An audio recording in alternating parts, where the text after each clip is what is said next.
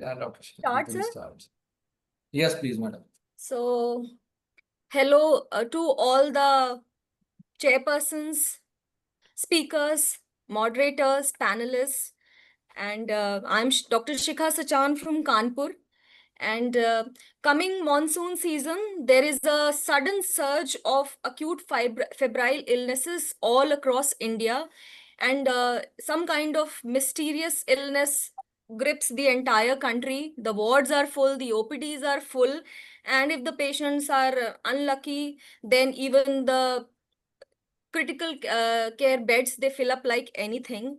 And we all know that this is the time when the entire country suffers from acute tropical illnesses, which is not just a medical problem, it is not just a health burden, but also often it's a huge economic burden, and sometimes it also becomes a political concern and a sensation worthy of being noted by the media as well, whether at the local level or at the national level.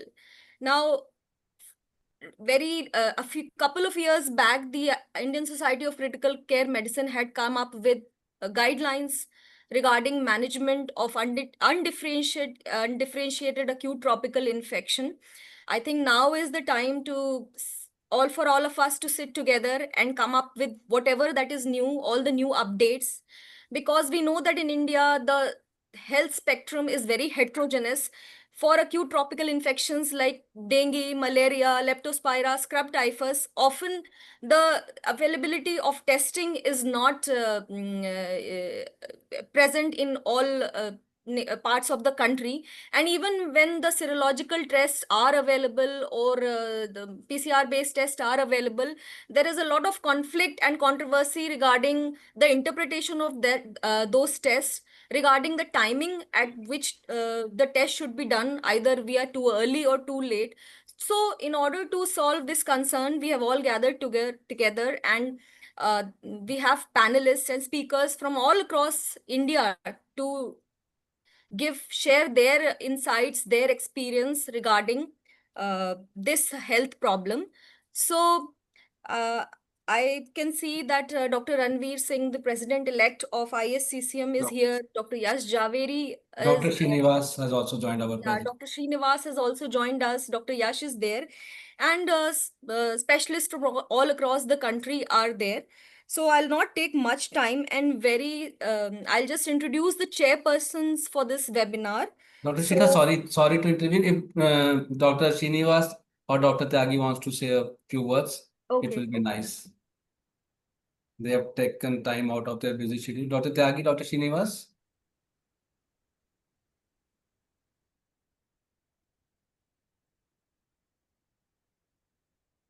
Okay. Sorry. Yeah, we can proceed. So let me just very quickly introduce the chairpersons for today's webinar session. We have with us Dr. Sunil Karanth, who is a chairman and consultant at Manipal Hospital, Bangalore. And also we have with us Dr. Sumalata Arunachala. She is from a very difficult to pronounce place rather. Adichuncha Nagari Institute of Medical Sciences from Bellur. And I welcome you both. And You I got it right, ma'am. Thank you. So we have three very keynote speeches coming up.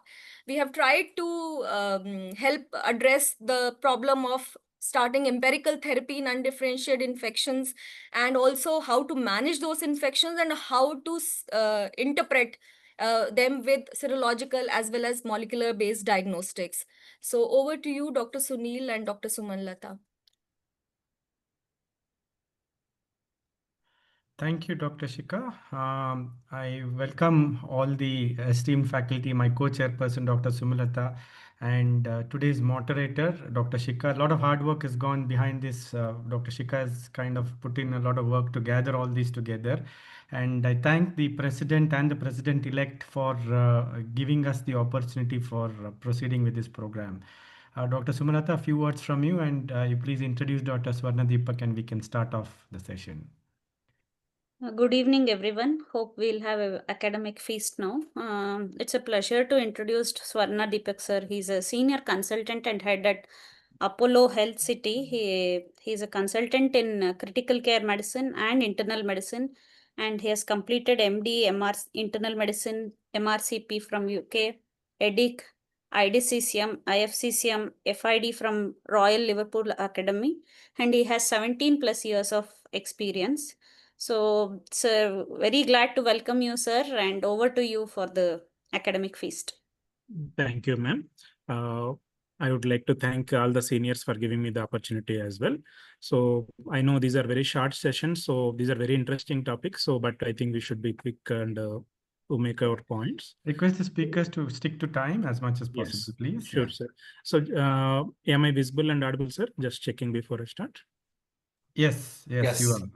So my topic given to me was how to approach an acute undifferentiated febrile illness, especially in our tropics. So before I start, it would be a brief one. This is one of the cases we have seen. A middle-aged farmer came from Tirupati. He had a continuous fever, has been having headache, severe myalgia since 7 days, and he started having shortness of breath as well. And there were no other localizing symptoms. He has received some antibiotics, also an antimalarial, outside for 5 days. So this was the presenting history. On examination, the patient was spiking 1 or 2 degrees of Fahrenheit. There was some creps in the both bases in the systemic examination. There was mild hepatosplenomegaly. Is oriented and alert. So we all agree that this is a very common scenario which we all face. And his labs were showing a leukocytosis. There was thrombocytopenia, and there were elevated transaminases from the liver. So we all agree this is the common presentation. We especially, as pointed out by the initial moderator, in this present season of a lot of fevers, X-ray shows bilateral shadows. We can have multiple differential diagnoses, as we all agree. It can be a malaria, it can be a dengue, it can be a leptospira, and there are a lot of flu seasons like cases going on. Can always present with a flu also, and scrub typhus in our tropics cannot be ignored. So our point at the end of the presentation should be to have a clarity about how to differentiate each of the etiologies and how to get to the diagnosis. So systemic examination plays a huge part here. So quickly, you can need to rule in or rule out. When you're trying to rule in a scrub, I should always search for the SCR. In this patient, there was an SCR.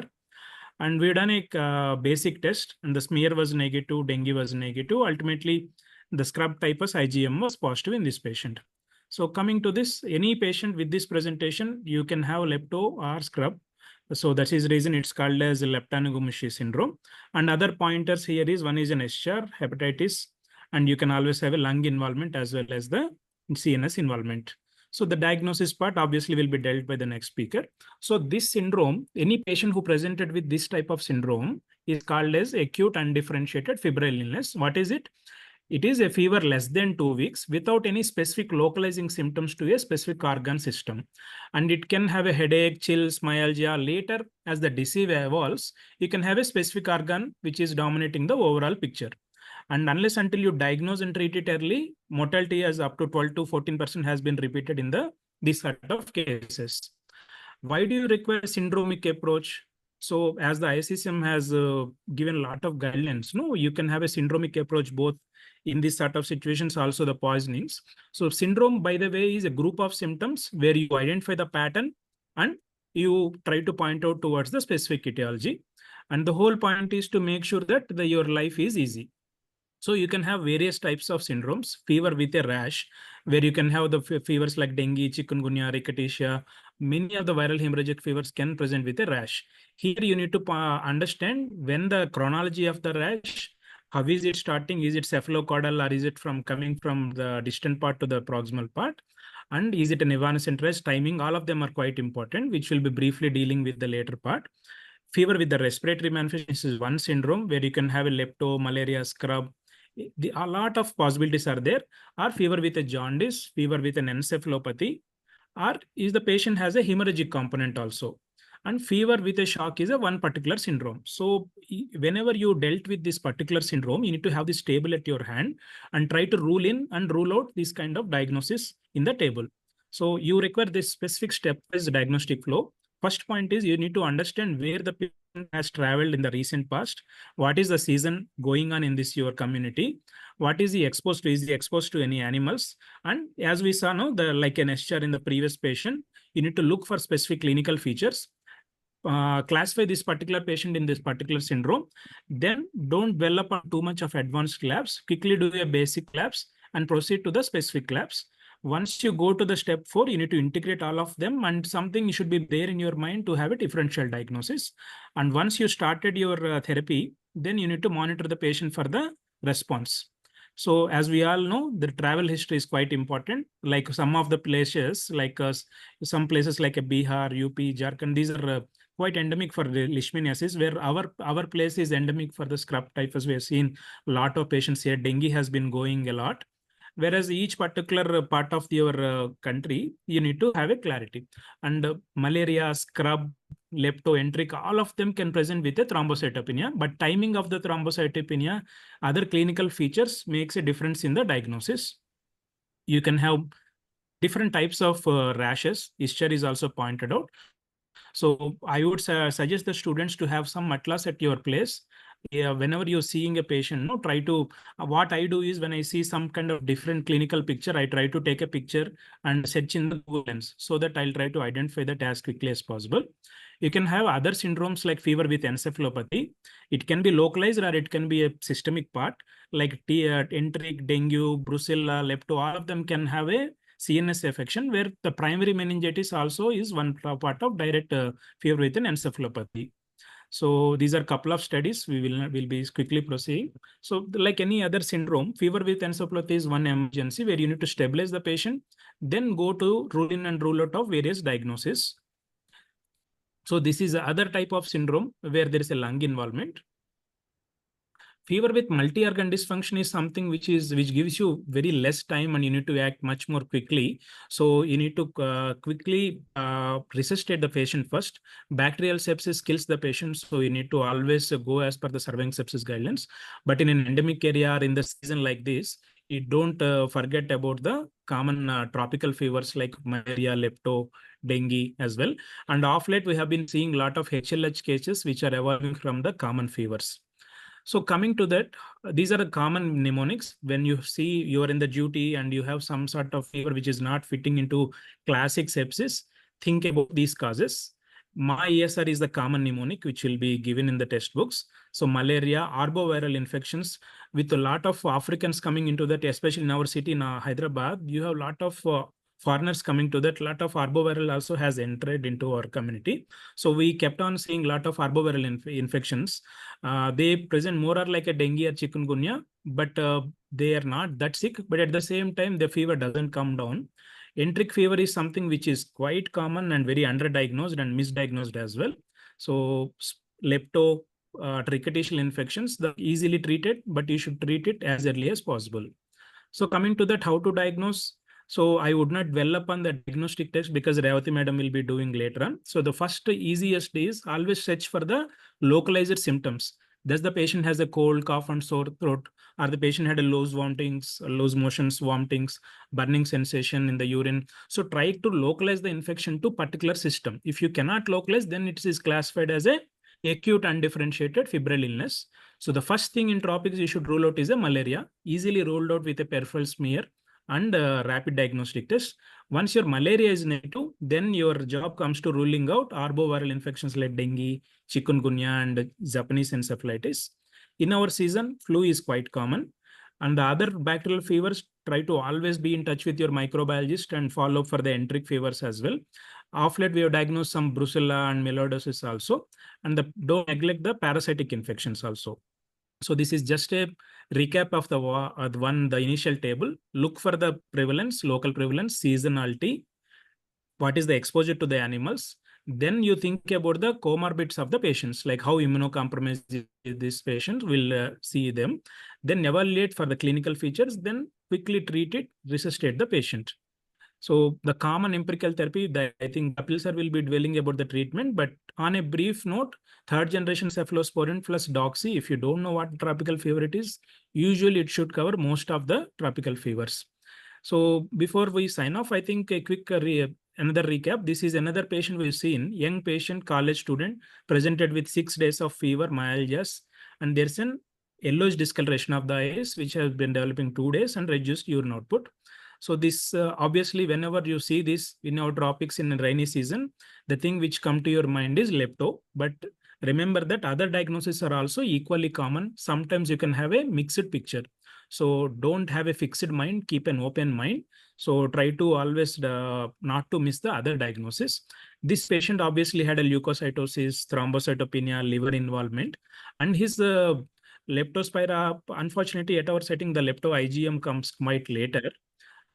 So you need to treat it. So obviously, the involvement of the kidney, the classic presentation of your jaundice, as well as the liver presentation.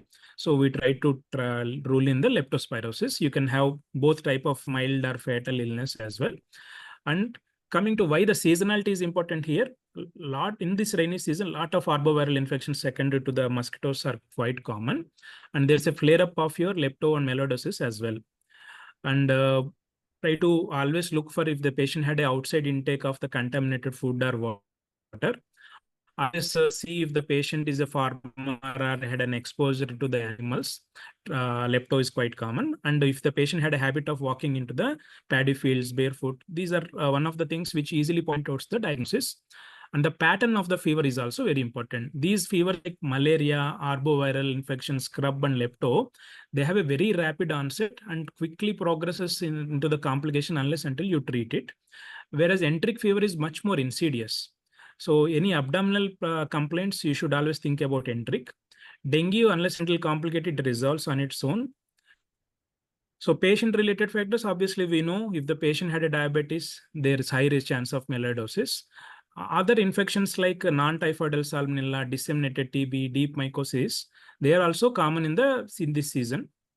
Pregnancy, obviously malaria is something you should remember. And before we sign off, you always remember any sort of tropical fever. These are the classic signs, red flag signs, where you need to think, you need to be aggressive and admit the patient as quickly as possible and do the resuscitation well. So if they're unable to stand, if they're unable to sit, their fever is too high, or if the patient had a breathing compromise, or the circulation is compromised, patient is becoming drowsy or developing seizures, or the patient had an unexplained severe pain abdomen, or patient is going into a multi-organ dysfunction. These are the telltale signs of very sick patients. So these patients quickly localize for these specific organ system involvement.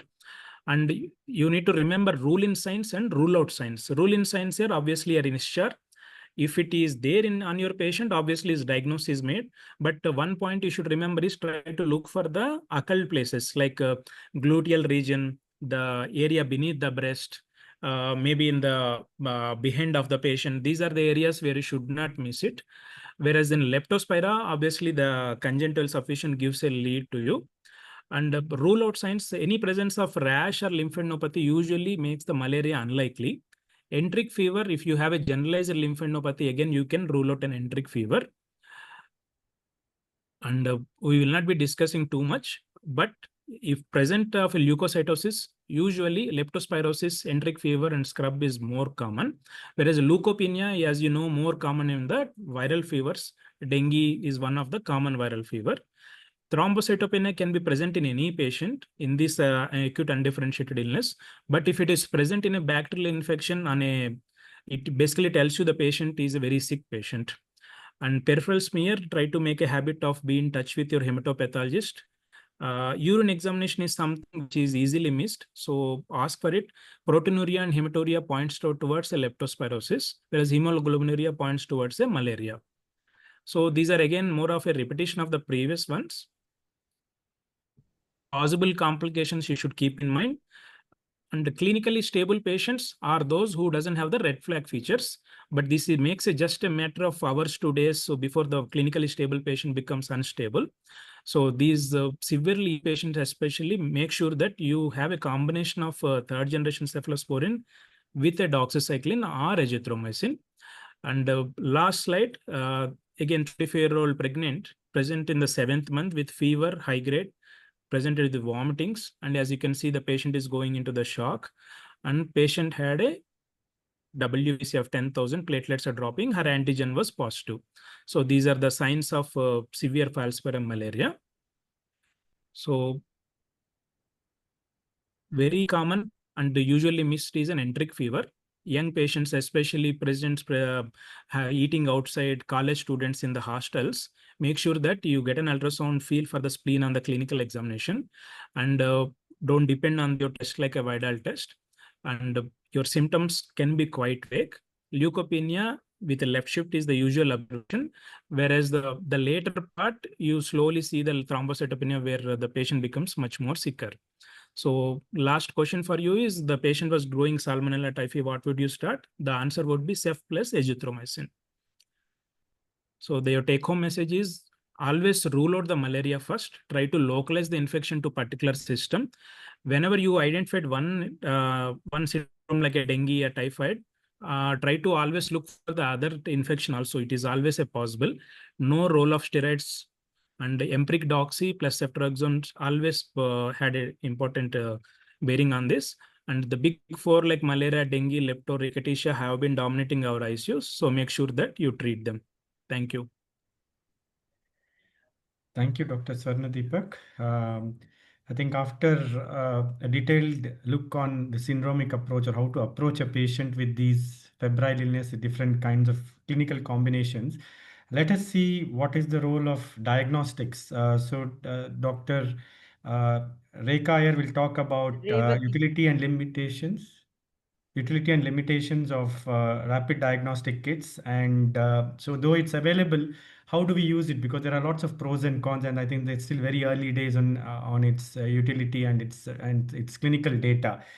So we have Dr. Revati Iyer, who heads the Sterling Hospital Intensive Care Unit at the historical city of Vadodara. Dr. Revati, the stage is yours. Can you hear me? Yes, we can. Okay. Is my screen Not shared? yet. Not yet. Not yet? Yes.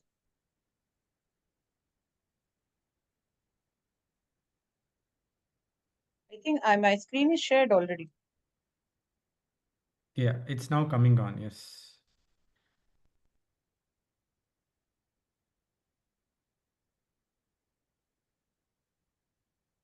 Now you can see? Yes. Thank Yeah. you.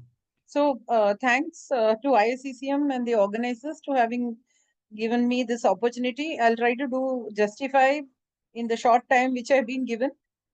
My topic is utility and limitations of rapid diagnostic kits, serological tests, and molecular assays in tropical infections.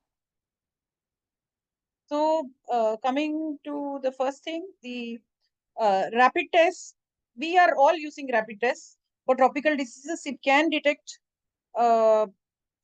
pathologies such as malaria, dengue, chikungunya, or chagas in minutes, even in the early stages or in patients with no obvious symptoms.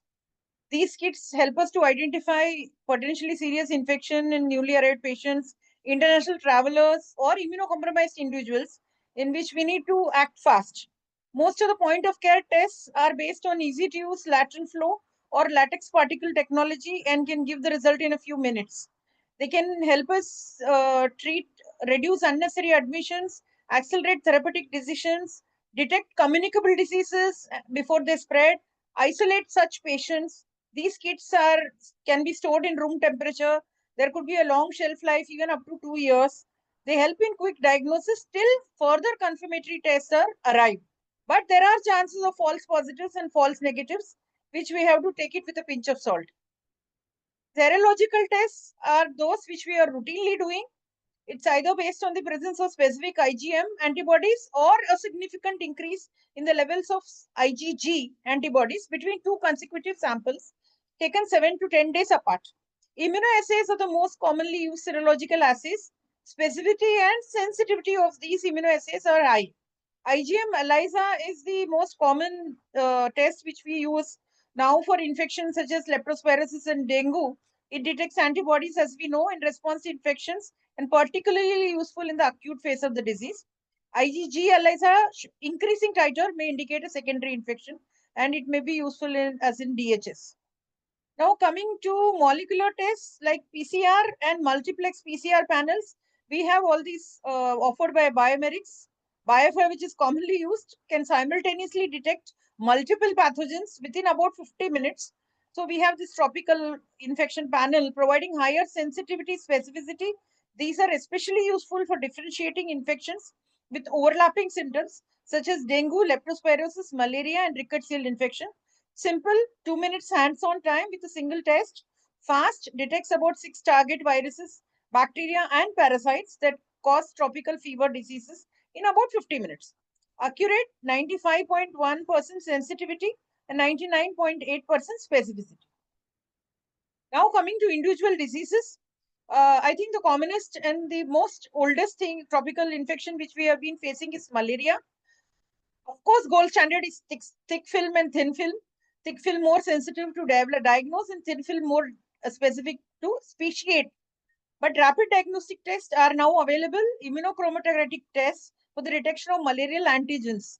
The sensitivity reported is about 84 to 100% for falciparum malaria, but it is less sensitive for diagnosis of other species. HRP2, which is one of the tests, which is specific for against falciparum with sensitivity, high sensitivity and specificity. It remains positive for a variable duration following the treatment, say up to 1 to 5 weeks. So it may not be suitable for monitoring response to therapy. It can just diagnose. A potential role is there in the developing world where the confidence in microscopy is variable. One is not very sure, then this could be used. Again, Plasmodium lactate dehydrogenase is another one which is pan-specific, or Plasmodium vivax specific. Aldolase is pan-specific for Plasmodium species. Most of the rapid diagnostic tests can detect as low as 200 parasites per ml. However, the sensitivity increases with higher parasitic load, which are less sensitive to malaria and ovale. NAT, that is PCR and loop-mediated isothermal application, are highly sensitive. However, these are not routinely available and also not recommended for routine diagnosis in endemic areas as they may have a persistent low-level parasitemia. Now coming to the most favorite and the most dreaded, dengue. Of course, RT-PCR on whole blood or serum is the preferred method of lag diagnosis within the first 7 days from this symptom onset. NS1 antigen, enzyme immunoassay to detect dengue virus in serum is routinely used for diagnosis in the first 5 days, and IgM ELISA usually appears 4 days after fever onset and can be detected up to 1 week of the fever onset. Interpreting results may be difficult at times because it can have cross reaction with other viruses like Zika, West Nile, yellow fever, Japanese encephalitis, etc. For patients presenting between 5 to 7 days of fever onset, a combination of RT-PCR or NS1 and IgM should be used. RDTs, the immunochromatographic lateral flow assays detecting NS1 and IgMs, are available as point of care tests. You get the report immediately, but these need to be confirmed with ELISA because there may be false positives and negatives. Plaque reduction neutralization tests are again quantitative assays that measure virus-specific neutralizing antibody titers, and they can resolve cross-reactivity issues. And IgG ELISA, of course, can be done, but it mainly may last a lifetime and hence they may not be useful as a diagnostic test. Then comes chikungunya, which again PCR detects the viral RNA in the first week. More specific, IgM is positive 7 to 10 days. It can be negative in the earlier phase. IgG positive, which suggests immunity or previous infection. Rapid diagnostic tests may give false positive and negative results and to be confirmed with PCR or ELISA. Then comes to leptospirosis. Of course, leptospirosis MAT is considered to be the gold standard, which 86 to 96% sensitivity and 100% specificity. It has value in the early phase when the antibodies are not present.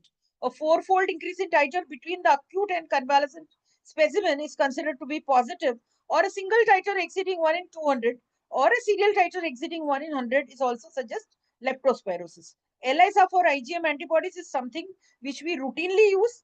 It starts appearing in the first week, and a convalescent sample taken after 2 weeks would confirm the diagnosis, but the antibodies may persist for a longer duration, at least 5 months, and this may give false positive results. Rapid DIPS checks are also available for the same. PCR helps in rapid early detection of leptospiral DNA in the early phase of infection. Nested PCR and a specific gene amplification can also be used. So combining PCR with an IgM ELISA would lead to improved sensitivity. Then comes rickettsia. Already the clinical features we have discussed. So it could be scrub typhus or spotted fever, epidemic typhus or endemic typhus. Scrub typhus, ELISA detecting the specific Orientia, specific IgG and IgM antibodies have improved the diagnostic accuracy. PCR forms the central pillar in the diagnosis of scrub typhus. Whale Felix has so based on the cross reactivity of the antibodies to Proteus mirabilis species, but it is unreliable and it's not routinely used. In again spotted fever, immunohistochemistry of skin biopsies, diagnosis mainly based on serology and PCR. Convalescent serum shows seroconversion or a fold-4 increase in titers. Immunofluorescence may also be used, and again, Whale Felix can be used, which is based on cross reactivity. Then comes brucellosis. Of course, culture isolation from blood, bone marrow samples remains the mainstay in the diagnosis. But serology, standard agglutination test with a titer of at least 1 in 160 helps in the diagnosis. The Rose Bengal card agglutination test is a useful screening tool. These tests detect IgM, which may be positive even in the first week. IgG-SS are positive from the second week onwards. PCR is positive in symptomatic patients with negative serology. It can come positive as early as 10 days after inoculation, especially during outbreaks or relapses. Enteric fever, the most common. Of course, blood culture, bone marrow culture, urine culture, these are the mainstay. Blood culture is a gold standard, bone marrow culture is more sensitive, and stool cultures are positive in 30% of patients. Vidal we do very often, which ONH antigens, but it is very pure in accuracy. Most of the time, it can have amnestic reactions and it can be positive in many other diseases. It can just be used as an added diagnostic test. In rapid diagnostic test, immunochromatographic assays like typhi detects antibodies against antigens selected from Salmonella typhi isolates, but not from paratyphi, with sensitivity and specificity of 84% and 79% respectively for typhi. Then the commonest, the most endemic tuberculosis, of course, microscopy, Zeal-Nansen and fluorescent microscopy helps in rapid detection. Culture in LJ media and MGITs helps in accurate diagnosis. But what has revolutionized is NAT. The first line in the diagnosis of TB, WHO recommends the use of cartridge-based gene expert and chip-based TrueNAT. So Expert Ultra shows better sensitivity than Expert MTB when compared to cultures, but specificity is reduced. Line probe assay can be done from sphere positive samples or culture isolates to detect genetic mutations conferring resistance. First line INH and rifampicin, and second line fluoroquinolones and aminoglycosides. Turnaround time for LPA 72 hours, NAT is 2 hours. Now coming to the dreaded disease, millardosis. Culture is, of course, positive culture gives a definitive diagnosis of Burkholderia pseudomyeli. ELISA detects antibodies against the organism and is useful supportive diagnosis. PCR, DNA detection by PCR can help in early diagnosis, but it's not widely available. Active millardosis detection by lateral flow assay. It can detect capsular polysaccharides from different samples like whole blood, pus, sputum, urine, etc. Can be used as a point of care test in resource limited settings. It demonstrates a sensitivity of 85.71% and a specificity of 93.62%. Japanese encephalitis in Chandipura, which is now wide, especially in our area, Gujarat. Japanese encephalitis, you have antibody detection, hemochloride inhibition, complement fixation, ELISA for IgG, four-fold difference in a paired sera, and IgM antibodies. It's a IgM ELISA is a preferred diagnostic modality for samples collected 3 to 5 days after the onset of infection. JE IgM can be detected even in the CSF in a confirmatory diagnosis. Antigen detection by immunofluorescence and immunoperoxidase, and RT-PCR is a confirmatory test. Chandipura, which we recently seen a surge here, especially in the pediatric age group in Gujarat. Virus can be detected in throat swab, serum, and CSF by PCR. Due to rapid death, the serological diagnosis of limited value, but the IgM antibodies can be detected in some during the febrile stage. Crimean Congo hemorrhagic fever, though not very common. Recently, we had a spike. RT-PCR from the blood is the most widely used, especially in the first 10 to 12 days after symptom onset. Viral antigen detection by ELISA has good sensitivity in the first 5 days. Immunohistochemical staining can also show evidence of viral antigen in formalin-fixed tissues. Serological testing, ELISA detects IgG and IgM, most likely to be useful after the first week. IgM is detectable 7 to 9 days after symptom onset with a sensitivity of 87.8 and specificity of 98.9. Sensitivity and specificity of IgG ELISA is all 80 and 100. Indirect immunofluorescence assay are also used for antibody detection, but mainly for research purposes. Other viral infection, just to mention, Zika virus, which we have heard recently, confirmed diagnosis by RT-PCR in the first week of illness, serological testing, IgM by ELISA positive, has cross-reactivity with dengue, hence confirmation by plaque reduction neutralization assays needed. Zika virus RNA can be detected in saliva and urine. Hanta virus, though not common here, RT-PCR can ELISA for antibodies. Virtually all patients have both IgG and IgM positive when they present clinically. IgM provides evidence of recent infection, lower specificity than range in IgG titers in acute and convalescent serum. Immunohistochemical staining of tissue can help. Ebola, PCR is the most common modality of early diagnosis, and ELISA for antibodies confirmation of exposure or infection.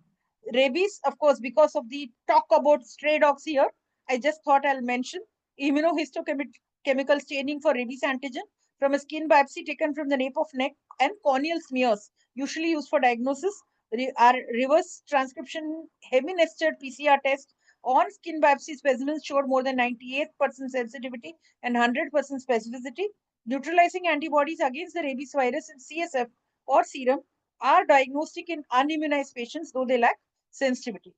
So one last comment on other parasitic infections, leishmaniasis, multiple testing modalities to be used simultaneously, like visualization of the characteristic amastigot, histopathology, isolation by in vitro culture by specific media, PCR, and DNA sequencing for species identification. Serological testing, we have anti-leishmanial antibodies, RK39 based immunochromatographic tests can be done along with other diagnostic assays for visceral leishmaniasis, but it is not recommended for cutaneous leishmaniasis. Leishmanian skin test is a delayed type of hypersensitivity reaction. Schistosomiasis, again microscopy detection in eggs and stool of the various species or in urine is the usual method of diagnosis. Serology, ELISA, fast ELISA for antibody detection may be useful to indicate the infection in patients in whom the eggs are not detected in stool or urine, but they have traveled to endemic areas. However, the sensitivity and specificity of these tests are variable. They usually positive at least 6 to 8 weeks after the likely infection. Immunoblot, species-specific immunoblot assays may be used for diagnosis based on travel history. Trypanosomiasis, human African trypanosomiasis or sleeping sickness, which occurs in sub-Saharan Africa, transmitted by the vector CC fly. Microscopic detection in the specific lymph node aspirate, chancre fluid, blood, or CSF is diagnostic, and antibody detection, reliable serological tests are available only for the species Trypanosome brucei gambiense infection, which detects specific antibodies. The card agglutination test, the CAT, has been used as a screening tool by mobile teams, and it has helped control of the disease. However, in areas with low prevalence of disease, CART and other rapid diagnostic tests have very poor specificity. Antibody detection of limited use for other species as they present with high levels of parasitemia. ELISA is again a useful tool for large-scale survey, post-elimination monitoring, and animal reservoir studies due to their high sensitivity and specificity. Molecular detection for Brucei gambiense specific and rhodesiense specific PCR assays exist, but they have poor sensitivity as they target single copy genes. The other species, the American trypanosomiasis or the Chagas disease, which is caused by Trypanosoma cruzi in South America. The acute disease is diagnosing by detecting again the trypomastigotes in blood and CSF. In highly suspected cases that are negative on microscopic examination, PCR can be tried if available. Chronic disease diagnosis is mainly done by detecting specific IgG antibodies. Serological tests like ELISA, indirect hemoagglutination, chemiluminescence, and indirect immunofluorescence can be used. So to sum up my last slide, rapid diagnostic test can be a useful point of care quick diagnostic guide to differentiate and treat specific tropical infections, though further specific confirmatory tests may be needed for final diagnosis. Specific serological immunoassays are highly specific and diagnostic of infections when available like dengue, AGM, ELISA, or leptospira. Molecular assays and PCR-based tests can clinch the diagnosis of an infection.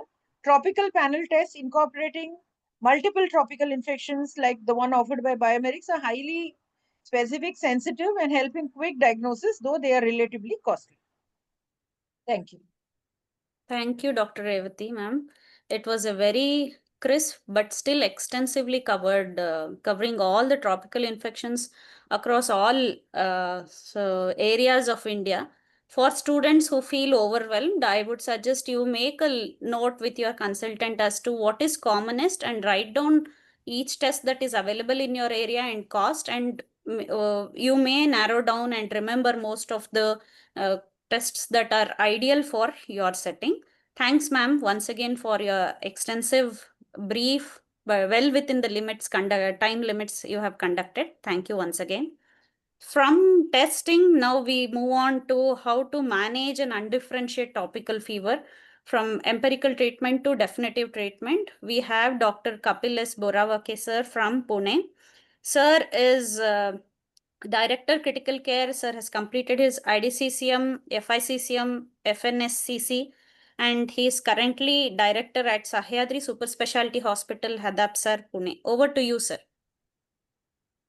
Yeah, good evening, all of you. Thank you, ISCCM leadership team, for giving this opportunity to interact with the members. I'll be talking about, I'm trying to be as brief as possible because I'm trying to talk about empiric to definitive therapy.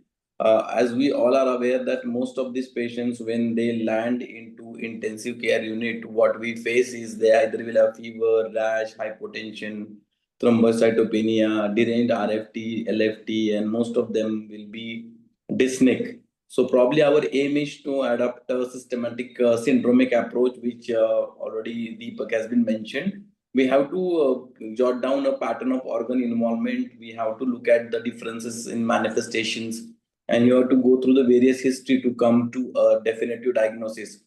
Our own study indicates talks about the prevalence, the mortality is around 6.9% if not treated adequately. And most importantly, if you look at the predictors of mortality, they are mechanical ventilation, multi-organ dysfunctions, and high SOFA score.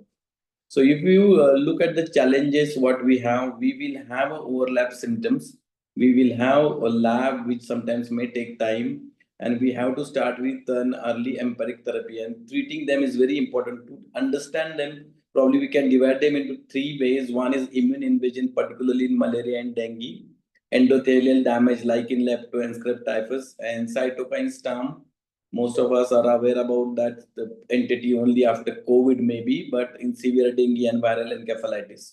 So when we look at the spectrum of organ involvement, it's been already mentioned about liver and renal and neurological involvement and pulmonary plus GI involvement.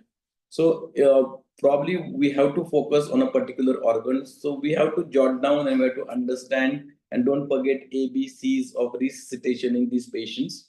If you have to probably look at once you assess an airway breathing circulation, probably look at what is the focus of infection. That is very important. Whether the lung is involved, whether any particular you feel some other part is involved, and accordingly you have to go ahead. Like suppose somebody has got pyelonephritis along with tropical infection, then you have to assess this clinical syndrome, and you can divide them into either fever with encephalopathy and fever with jaundice, rash, ARDS, and MODS. So essentially, it's very important to collect blood cultures at the outset, right at the beginning when your treatment is going, and the basic lab. And as already mentioned by Madam, rapid diagnostics test should be thought of that point only. So we prefer to have a tropical screen like test to be done, because sometimes they don't give us a time later on when we decide to do treatment. Suppose we have been come to a probably rapid test have been done, and suppose that's in malaria, either it's a dengue or it's a typhoid. So here also the role of early antibiotic within 1 hour, that what we for talk for sepsis, all diseases like malaria, typhoid, viral encephalitis, empiric treatment with either ceftriaxone 1 gram twice a day, doxycycline plus or minus azithromycin till further workup is to be done is very, very important. You later on either escalate or de-escalate, but treating them at the beginning with this combination therapy is very, very important. And if you are strongly suspecting malaria on the clinical grounds, then giving a dose of artisanal based therapies, actually, whenever you suspect malaria in somebody, the role is you should treat it. Whenever you suspect viral encephalitis, you should treat it till your diagnostic treatments or diagnostic modalities are available. If you look at the specific infection and how to treat them, if you look at the scrub typhus, the first line of treatment is always doxycycline. The dose is 100 milligram BD for 7 days. Usually, fever resolves in 24 to 36 hours. If patient is not able to eat, you can use IV doxycycline with a bolus dose of 200 milligram followed by 100 milligram BD. But make sure that doxycycline will cause a lot of thrombophlebitis. If patient is not tolerating doxycycline, you can use azithromycin and as a good alternative in scrub typhus. Azithromycin is preferred particularly in pregnant women and children, and particularly in the areas where doxycycline resistance is found. Some people are using chloramphenicol, but it is less effective. Rifampicin can also be considered in resistant cases, but important again is supporting hydration, electrolyte balance, respiratory support, hemodynamic supports, and coagulation profiles. Then leptospirosis, again associated with contaminated water, particularly in this time. If you look at the drug of choice for leptospirosis, again doxycycline again is a good drug, but any antibiotic of penicillin group will be a good drug, or cephalosporins like ceftriaxone 1 gram BD, cefotriaxone 1 gram 6 hourly, or erythromycin 500 milligram 6 hourly can be given. If in pregnant and lactating mothers, you can give ampicillin 500 milligrams 6 hourly. Again, here early treatment is a catch in treatment of leptospirosis. Then coming to dengue, what we face importantly dengue because they present with serositis, right? From what time of the illness they are presented to you. So either they can have encephalitis, they can have myocarditis, hepatitis, renal failure, ARDS, and not to forget that HLH. So here in dengue, what is more important is fluid management and monitoring.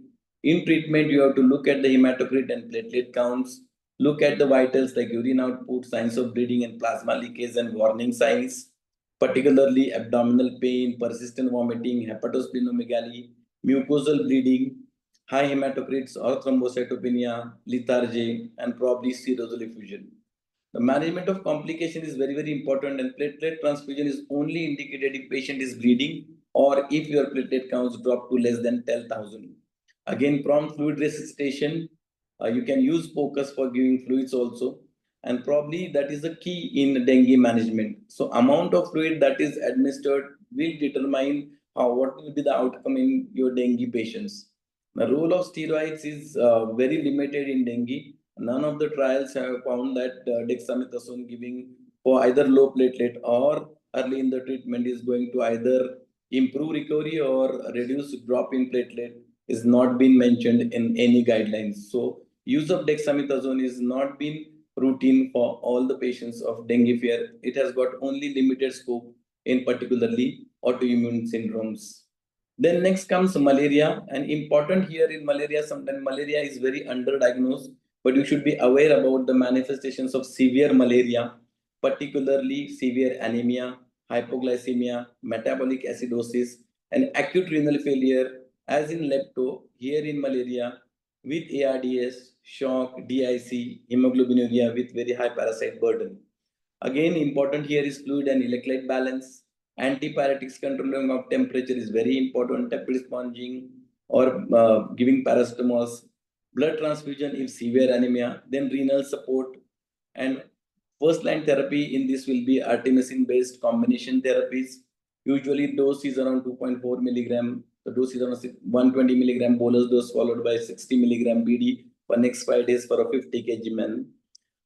For particularly Vivax and oval, it's very important to test G6PD deficiency because if you have to treat them for a targeted therapy for your Vivax, then probably you should rule out any chances of hemolysis with this. Again, with Plasmodium malariae, which is more associated with renal failure, chloroquine is usually effective, and you have to monitor closely for complications related to this. The important errors in the management of severe falciparum malaria are misdiagnosis, particularly during epidemics, missed microscopic confirmation, missed associated disease, missed hypoglycemia, errors in fluid and electrolyte replacement, and probably failure to control convulsions and managing respiratory complications. So here important, I will repeat again, if you have a strong clinical suspicion of malaria, better to treat it and don't wait for the laboratory diagnosis to reach to you.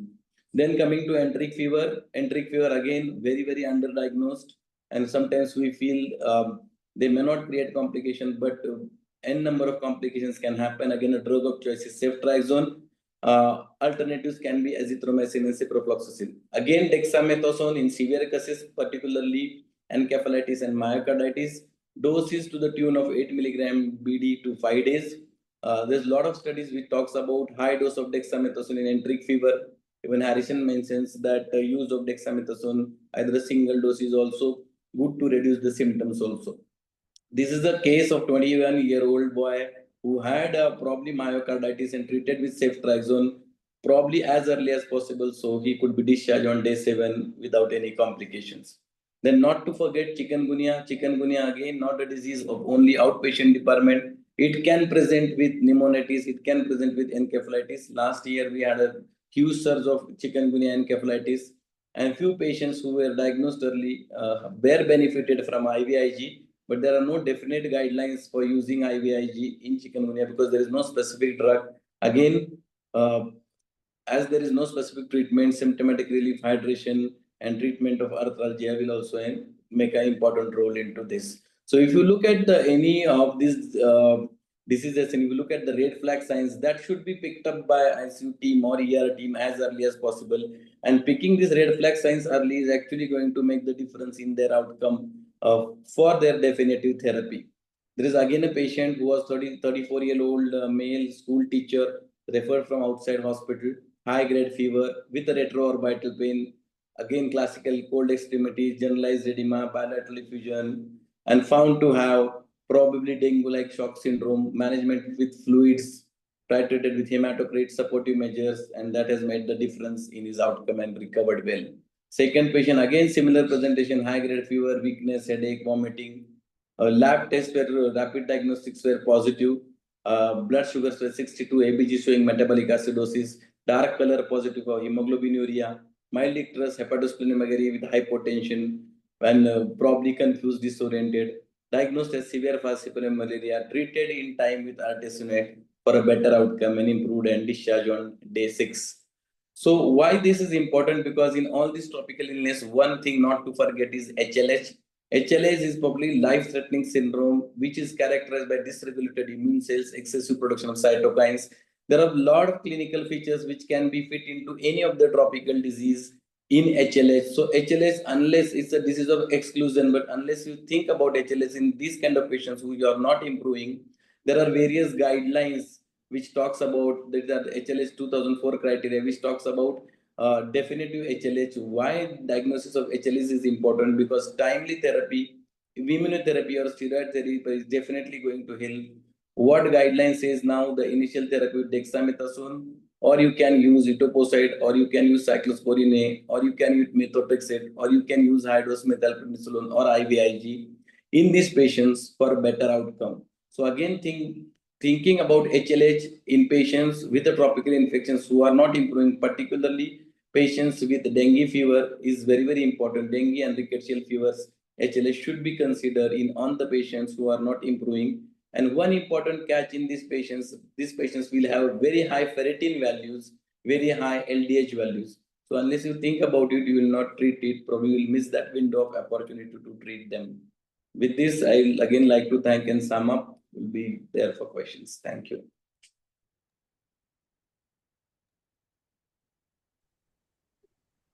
Thank you, Kapil sir. That was very crisp and on the point. Thanks for your time and expertise.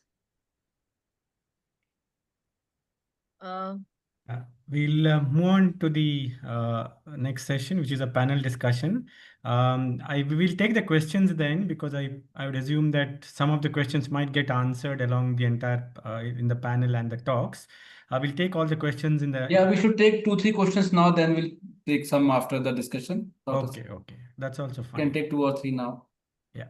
So one very important question was like how to tackle the problem of cross reaction between two tests, serological tests. So can any of the speaker throw light on that?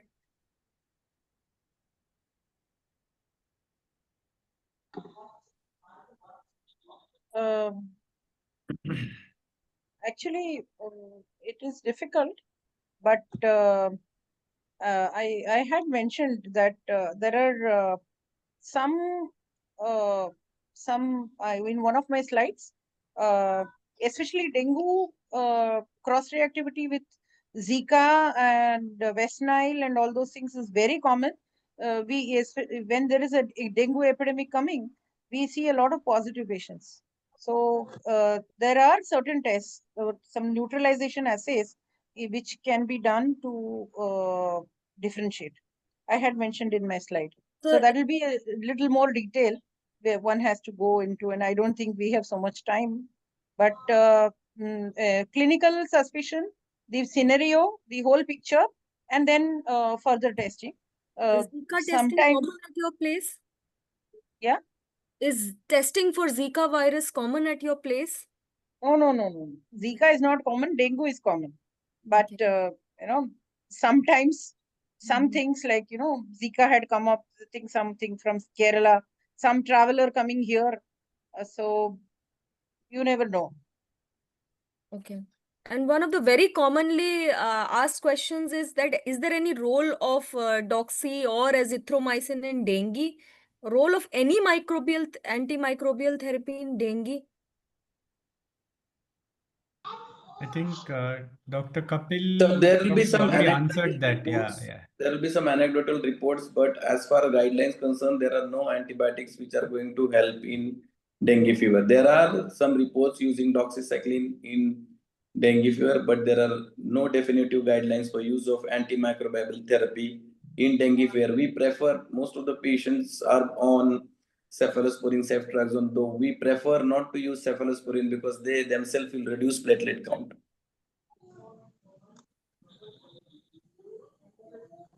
I think, sir, we can start with the Sure. panel discussion. Yeah, so I will introduce the moderator for the panel, Dr. Yash Javeri. I'm sure all of you know Dr. Yash is a very popular face in intensive care circles in the Indian subcontinent. He's the director of critical care medicine and emergency services at Regency Super Specialty Hospital, Lucknow, the vice president IICCM and secretary SNCC. Yash, Yeah. my good friend, please take on the dais and lead the panel. Thank you very much. Thank you, Dr. Sunil. Thank you, Dr. Shikha, and thanks to Dr. Tyagi and Dr. Srinivas for arranging and helping us out with the webcast. I'm going to discuss about the impact of tropical illness on ICU practice rather than the same things again. I have Dr. A.K. Singh, sir, who is a senior pulmonologist and intensivist with Regency Hospital, Kanpur. We are privileged to have Dr. Chakravarti, sir, from King's Hospital, Siliguri, a very senior physician. We also have Dr. Shubha could not join from Jabalpur. We have Dr. Vishal. Dr. Vishal is a senior intensivist at KMC Manipal. Welcome, all of you. So I'll start the first question with Dr. Shekhar, sir. So what is the epidemiological impact of all this tropical illness on the ICU caseload and your ICU practice? Actually, Dr. Yash, and thank you very much for organizing such a wonderful program. So first of all, you see that all sorts of tropical diseases has got an impact on the ITU practice. Because you see that, say for example, the malaria, dengue, and chikungunya, staph typhus, these are the diseases which has got a regional variation as well as got a seasonal variation. So that's why, say for example, this time, in the month of August, September, already dengue has started.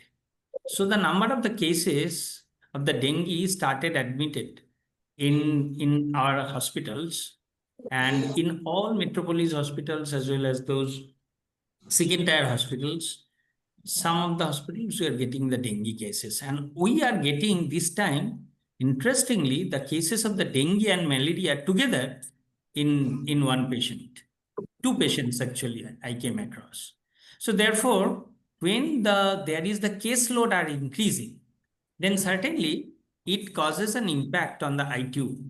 The number of the admissions are increasing, and there is more usage of the resource, and the healthcare personnel need to be more oriented for that, and the sort of ICU practices should be escalated, and the infection control also to be escalated, all these things. So therefore, the epidemiology of a tropical disease certainly has got an impact. And this particularly, again, when we come to the season of in the winter, then the number of cases of the influenza and respiratory tract infections, tropical diseases, they are getting more in the ICU. And then it also causes an impact on the ICU management.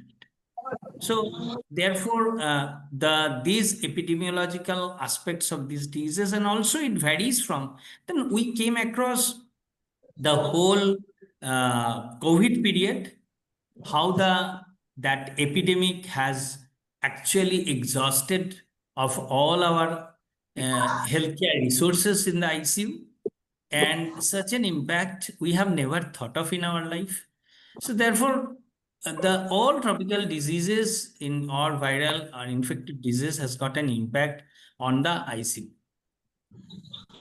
Thank you, Yes, sir. I add one point to this. Sir, I'll put my next question. Yes, sir. Yeah, I'm absolutely agree with Dr. Shekhar.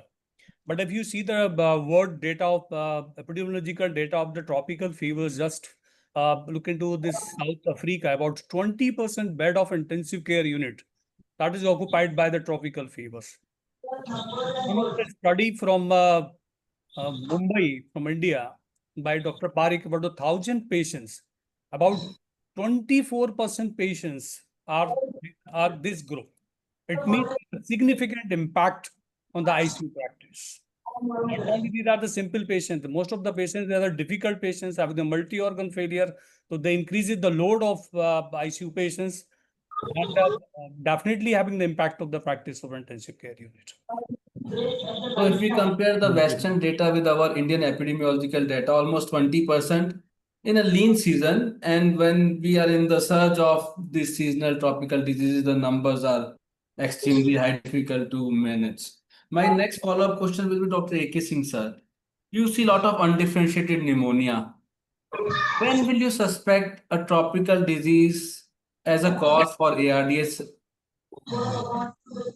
So definitely is a difficult question to answer, because But right person to answer. yeah, because it is not written in the book, it is purely experience-based answer. Because the diagnosis of the tropical fever or any tropical infection is really difficult, because there is no pathognomonic sign on which we can say. But if we take the detailed history of a patient from where the patient got infection, and you do the good clinical examination means you have to look for the eyes, you have to look for the joint, you have to look for the abdomen and the skin lesion, and then see in the lung. If the lesions are present bilaterally, predominantly lower lobe, so this is not a primarily bacterial infection. This seems to be a complication of tropical fever. Plus, if pneumonia is associated with the jaundice, I will think this is leptospirosis. If a patient is having thrombocytopenia, significant in coagulopathy with lung involvement, I will say it is dengue fever. So it is no gold standard test by which we can say, there are no pathognomonic sign by which we can say. But if you see complete patient history and clinical examination, a radiological finding, then you can suspect and then you can confirm. Because in tropical fever, whatever the lung involvement, it is generalized lung involvement. It is not a localized involvement. Thank you, Dr. Singh, for the question, for the answer. We move on to Dr. Vishal Sukumar. Now we have many patients with fever and undifferentiated shock coming to our ICUs. Which subset of patient will raise your clinical suspicion that this could be a tropical disease causing sepsis? Yeah, good evening, sir. Thank you for that question and opportunity. So actually, we have a CDC center in Manipal, where we get patients from different around 9 districts of Karnataka, and throughout the year we get different types of AFI syndromes. Like it varies from dengue to chikungunya to scrub typhus to malaria to lepto. So we see almost everything what we discuss except for Kala-Azar. So what we do is, first of all, as the previous speaker mentioned, it is the time of the year and the history and examination where we think that it could be mostly a tropical fever. If the patient has got no contact history and patient has traveled, or patient has been to a trekking or swimming, or he has gone to an endemic area and come back, and if the patient has got a syndromic upper, what we call a syndromic upper, it's not only the pneumonia, it's not only the jaundice. If there is involvement of multiple organs, and probably the signs which can tell that it is non-bacterial, like sir mentioned, the bilateral low level involvement, or skin rash, or arthralgia. So this is where we think that this is not a simple, localized infection or pneumonia.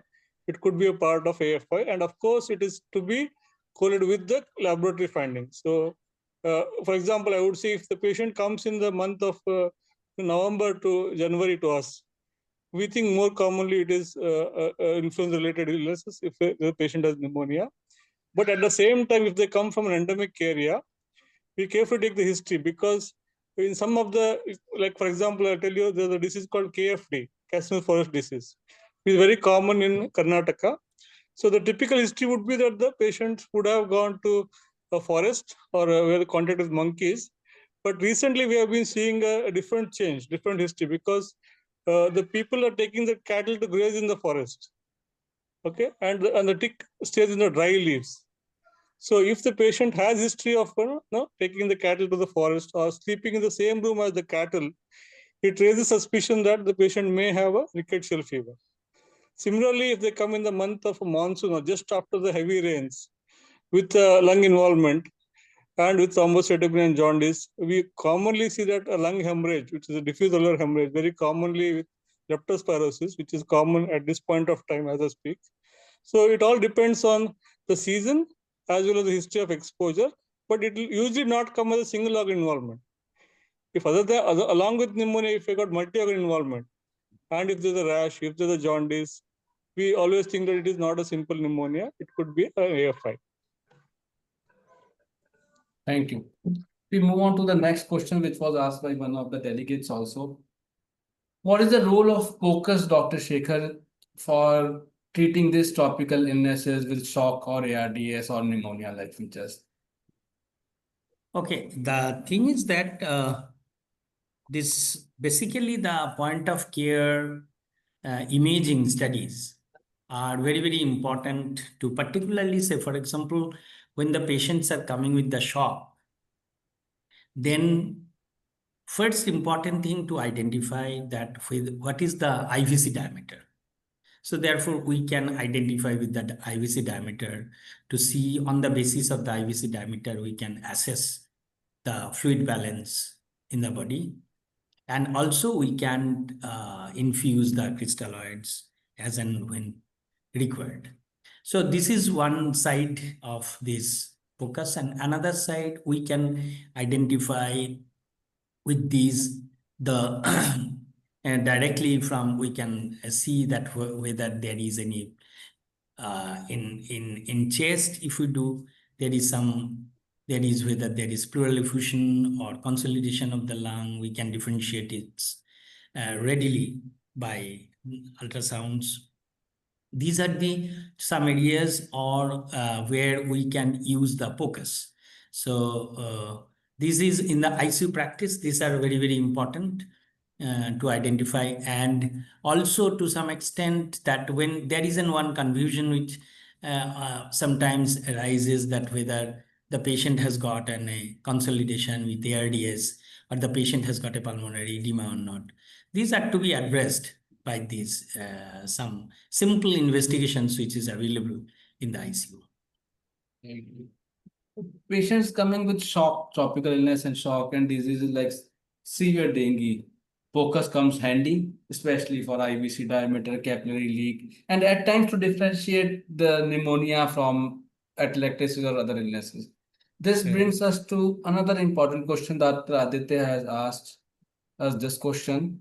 I'll put this question to Dr. A.K. Singh, sir. How to distinguish ARDS and diffuse alveolar hemorrhage in a patient suspected of leptospirosis? So it's a very, very important question asked by Dr. Aditya, and very practical point for and difficult for the clinician. So there's the two part. One is diffuse alveolar hemorrhage, and the second is early ARDS. So if we go into the history and the patient of the ARDS, they have a gradually progressing hypoxia. But in patient of the diffuse alveolar hemorrhage, there is sudden decrease in the oxygen. One, when you do the hemoglobin, there will be significant decrease in the hemoglobin level, but not in the case of ARDS. And there is always a misnomer that diffuse alveolar hemorrhage is having the lot of hemolysis. No, it's never. If you just do the bronchoalveolar lavage, you will get little bit of small amount of the blood, or you can get the iron-laden macrophage. Third important thing, by radiologically, we can differentiate by good quality CT scan, but it is not practically possible to do the CT scan in all these patients. Then we have to do the plain X-ray.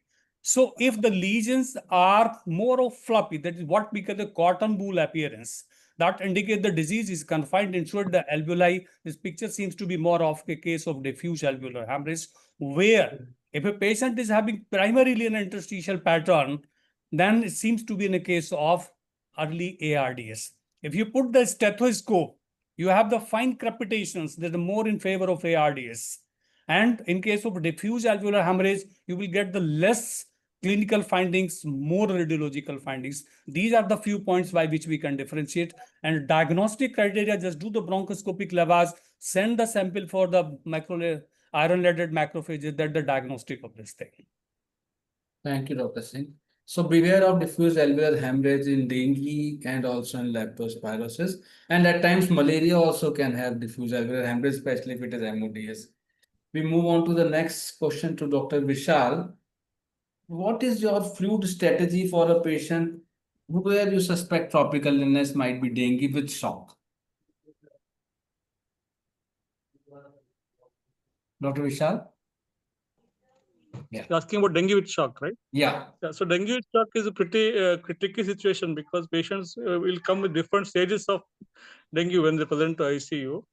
So if they predominantly come in shock without significant cardiac decompensation, like they don't have significant cardiac failure and significant hypoxia is not there, then you can go for crystalloids as a first standard. But if the patient already has a cardiac compromise, for example, the patient has myocarditis along with dengue and shock, or if they already have a lung hemorrhage, probably I would be careful with crystalloids giving very liberally. I would probably start with Alacords of crystalloids, but I would probably choose to give albumin in those situations. I use 5% albumin very commonly in such patients because they do well with 5% albumin. So we are more in terms of favoring 5% albumin in those cases than crystalloids liberally.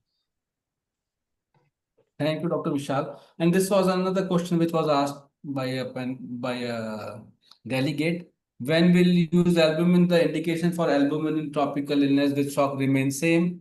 If it is a refractory shock and you think you're requiring very high doses of vasopressor early in the course of resuscitation or huge amounts of crystalloid you are requiring, then you can replace it with 4.5 or 5% albumin, whichever is available to you. And more so, it is much more helpful in dengue than other tropical illnesses. I come to Dr. Shekhar Chakravarti, sir. We always talk about guidelines and preparedness, but somehow all the tropical illnesses are missed in the larger scheme of things worldwide. We understand globally it is not that big a problem, but Southeast Asia and lower middle income countries, this is a huge burden to us. How can we change our practice so that the new trainees and we ourselves are also better educated and trained to look at the surges and treat these patients? Yes, yes. The thing is that guidelines are definitely required. And you know that the guidelines are framed on the basis of basically the different RCTs and as well as to some extent with the expert comments. Now, in spite of that, in India, in every situation, we cannot follow what the guidelines are there. So we have to have a practical experience.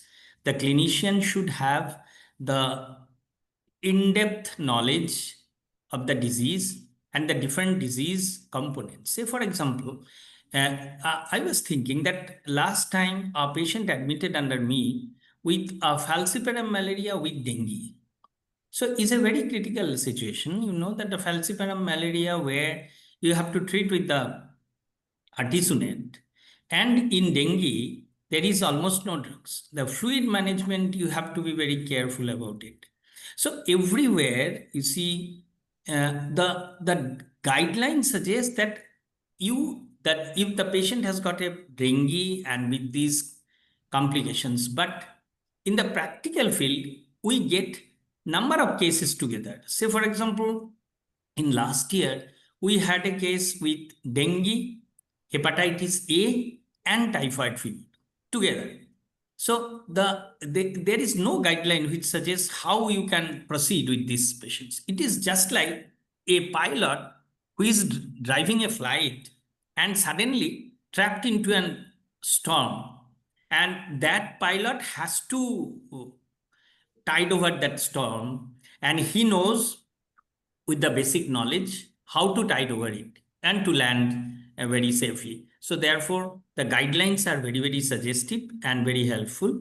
But the personal experience of the clinicians is also very, very important. When to choose which medicine, how to give fluids, when to intubate and not to intubate, when we can go for a conservative measurement, when we go for more invasive measurement, and how we tackle the situation. So therefore, I think that these practice and the experience, which is basically the experience and the knowledge, which combines the wisdom. And the wisdom is very, very important of a clinician to treat these critically ill patients. Thank you, sir. Thank you. In fact, there were recent IACCM guidelines which were part of about including this tropical illness and a reasonable section dedicated to tropical illness in our sepsis section. And there was a global guideline also which was published few months back, which again talked more about tropical illness as a cause of sepsis. So we are awakening to the call of tropical illness in the globe, and probably will be little wiser in the coming days. We have two more questions, then we'll take the closing comments. Dr. Singh, sir, when will you use doxycycline and when you will not use doxycycline in your practice of tropical diseases? So, because most of the time, the first treatment, which is always empirical, we always includes this combination of ceftriaxone plus doxycycline. Although there is no absolute contraindication of the doxycycline until unless the patient is having hypersensitivity reaction or there is a pregnant female. So most of the times we combine this drug. If there is absolute contraindication of the doxycycline, we prefer the macrolides. Sorry? If there is an absolute contraindication for the doxycycline, then we prefer the azithromycin in combination with the third generation cephalosporin, that is ceftriaxone. Because the first time, whatever the medications we are going to start in any tropical fever, that is the combination of the two drugs. If somebody, the patient is the pregnant, then usually we avoid the doxycycline. We prefer this azithromycin. Thank you. May Dr. I give Vishal, some comment? we'll come to the last question. Sorry. Yeah. How are the prognostic indicators and outcome predictors different from the routine bacterial sepsis for these tropical illnesses? So basically, it is more like organ failure management rather than any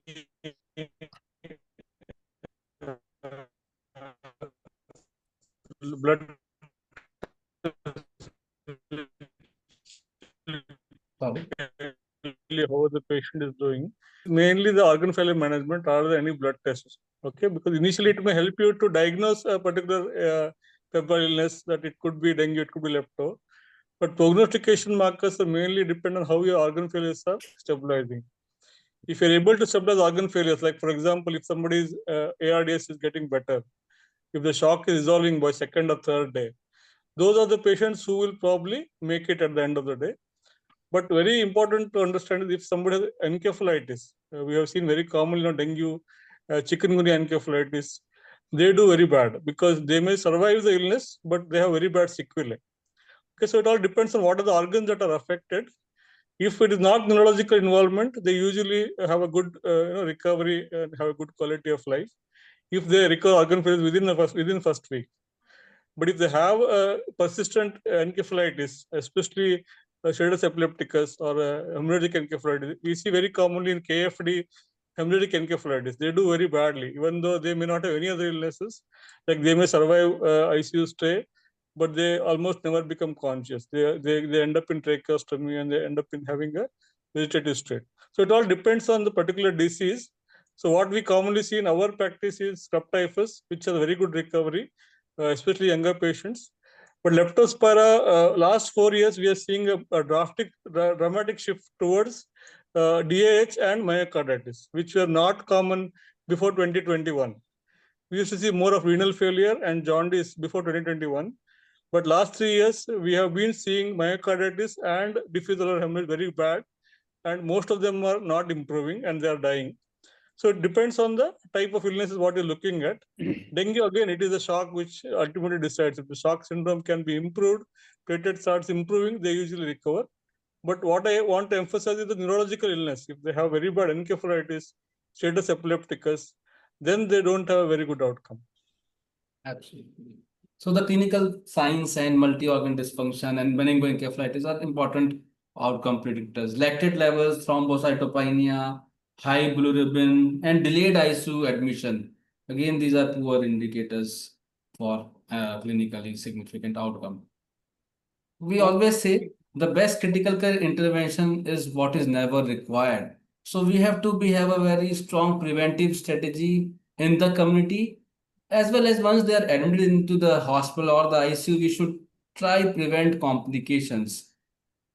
Right through resuscitation, intubation in time, renal replacement therapy in time, and whatever we do for a routine critical ill patient.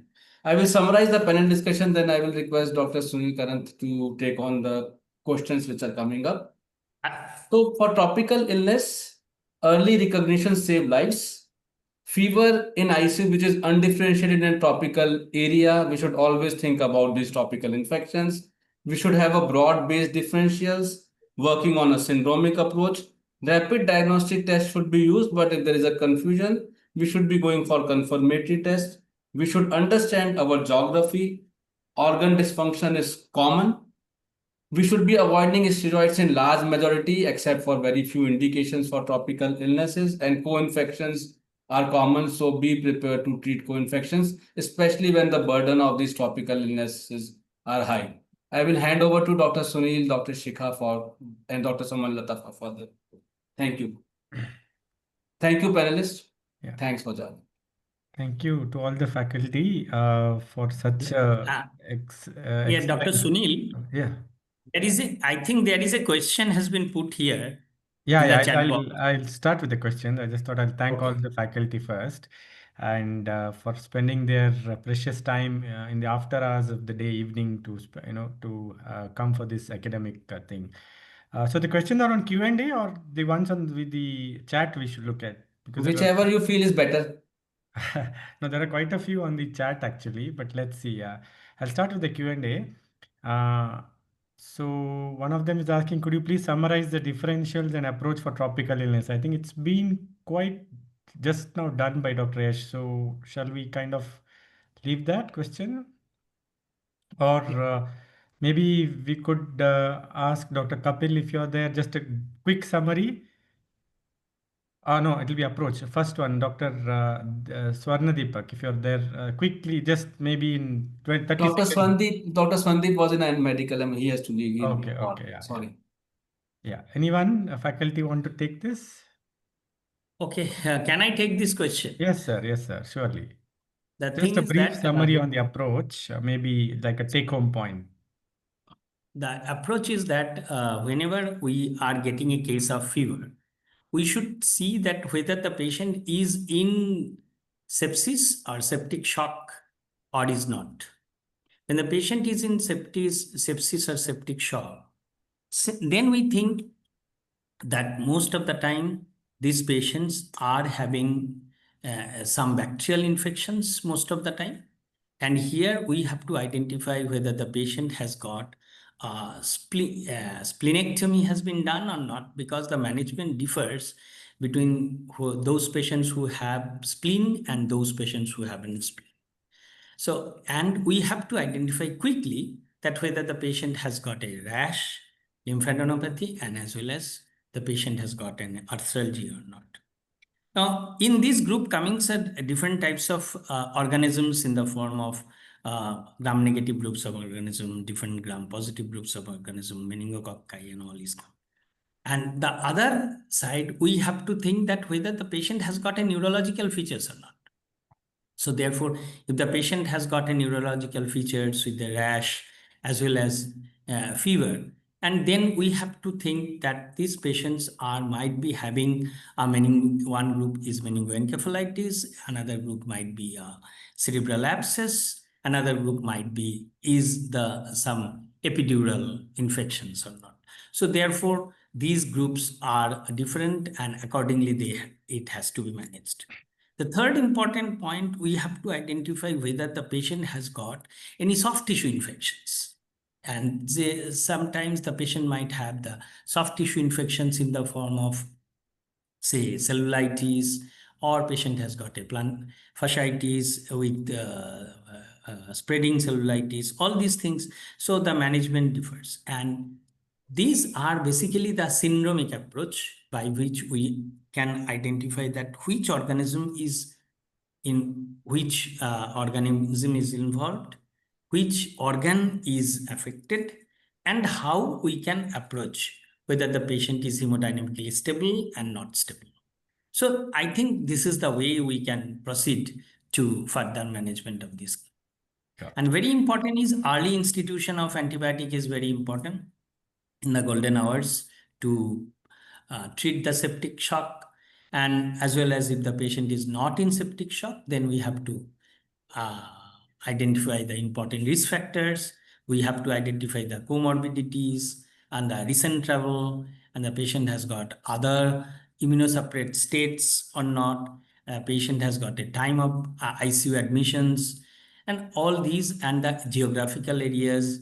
All these are the parameters to be considered to clinch the diagnosis. The diagnosis should be organ specific, should be etiological or etiologic agent specific, and as well as the patient has gotten hemodynamically stable or not. This is the way I think quickly we can approach. Yeah, the next question is role of POCUS in tropical infections. I think liver, spleen, kidney on eyeballing, any clue is what one of the attendees have asked. Anyone wants to take this? Dr. Vishal or Dr. Kapil? Yeah, I think I think giving fluids and use of focus in tropical infections, particularly most of them they're supposed present with shock, is very, very important, because as I already said, the fluid management is the key to decide the outcomes. We definitely don't want to flood them with too much of fluid, because they are already in the capillary leak situation, and third space collection of these fluids can be very difficult to manage later on. So use of focus should be, I think, a very good handy tool for fluid administration. So I think the role of POCUS would be largely for fluid management. For Yes. diagnosis, I think it would depend on the skill of the operator, because that's not the focus of point of care in the ICU, not diagnostics, I would say. But of course, with the time, if you're skilled enough, you would actually be able to measure the size of the liver, the texture of the liver, kidney, etc., and I think come to the answer as well. Also, I think I would like to add an acalculous cholecystitis, Yes. pericholecystic fluid, quite pointing towards dengue will help. Sure.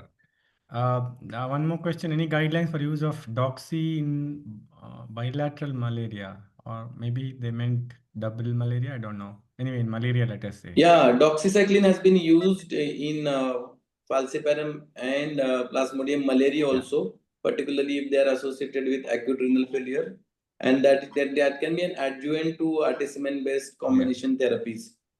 Yeah, it's a recommended adjuvant anyway, so Yeah. I think that's a straightforward thing. Do we still have time, or because there are quite a few that I can see in the chat box, but it'll be very hard to screen the comments from the questions actually. And I think Uh, most of the questions have been answered. yeah, I think so. Already. I think, Dr. Shunil, one So- question is there.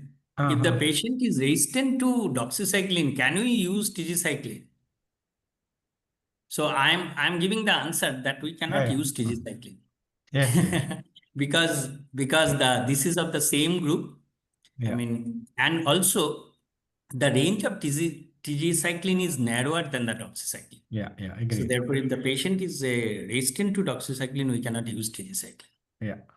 And combination therapy of azithromycin plus doxycycline.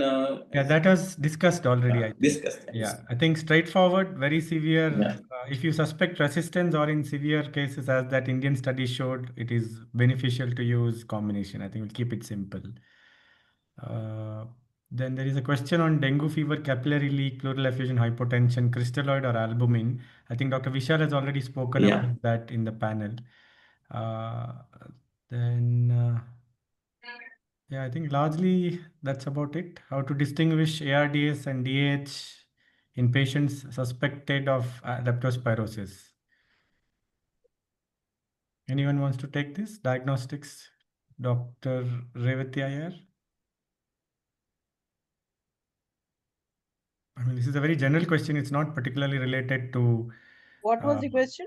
uh, uh, how to distinguish ARDS from DH, diffuse alveolar hemorrhage, in patients of It has leptospirosis. already been discussed. I think so, no? Discussed. Yeah, that's what, yes. Yeah. So, yeah, I think pretty much we have covered most of it. If there's any other things, Yes. you can always reach Can out the to. panelists just Thank you. summarize, because I think pan India incidence is completely different in different region. I haven't seen a leishmaniasis or a schistosomiasis or a trypanosomiasis as such. So from north, east, west, and south, the commonest, three more commonest in the region, because it will help the students to focus on their regions, what they are supposed to expect. Top three in their region, in one from north, south, east, and west. But the only caveat to that is if the exam is in a different region, then the cases might be from that zone. Exactly. The Yeah. students are supposed to know each region. Actually, Yeah, even in a specific region, for example, I live in Vadodara in Gujarat. We haven't seen malaria since last 5 years. Yeah, yeah. But in Surat, there is rampant malaria. So even that makes a difference from place to place in a particular state. I think, as Dr. Vishal told, KFD is very specific to Western Ghats, not seen elsewhere at all, very less researched, and with no treatment.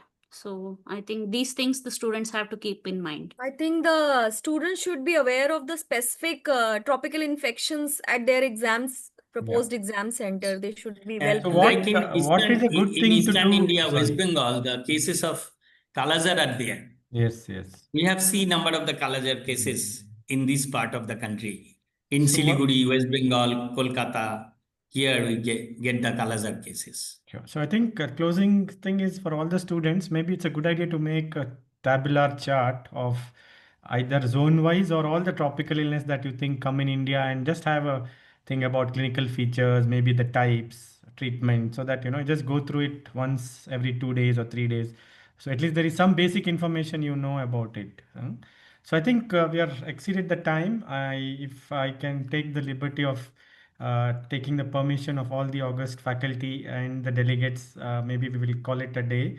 Dr. Shika, can you please do the vote of thanks for the.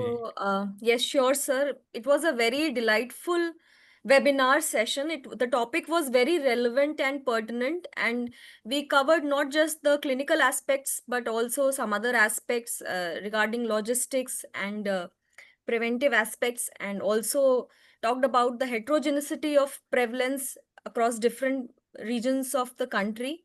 And so I really wish to thank the chairpersons for today, Dr. Sunil and Dr. Sumalata, and also all the eminent speakers. You all really did justice to the topics allotted to you. I wish to thank Dr. Yash Javeri for conducting the panel so beautifully, along with all the inputs and insights given by all the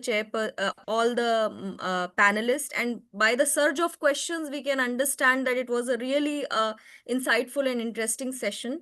We hope to have similar sessions and pertinent session next month as well, and I really thank you all from the bottom of my heart for making this webinar session highly successful and invigorating. Thank you all very much and have a good night. Thank you. Good Thank night. you. Yeah. Thanks. Thank you. Good night. Thank you, Thank everyone. you, Good yes, sir. night. Bye-bye. Thank you, Sunil, sir. Thank you.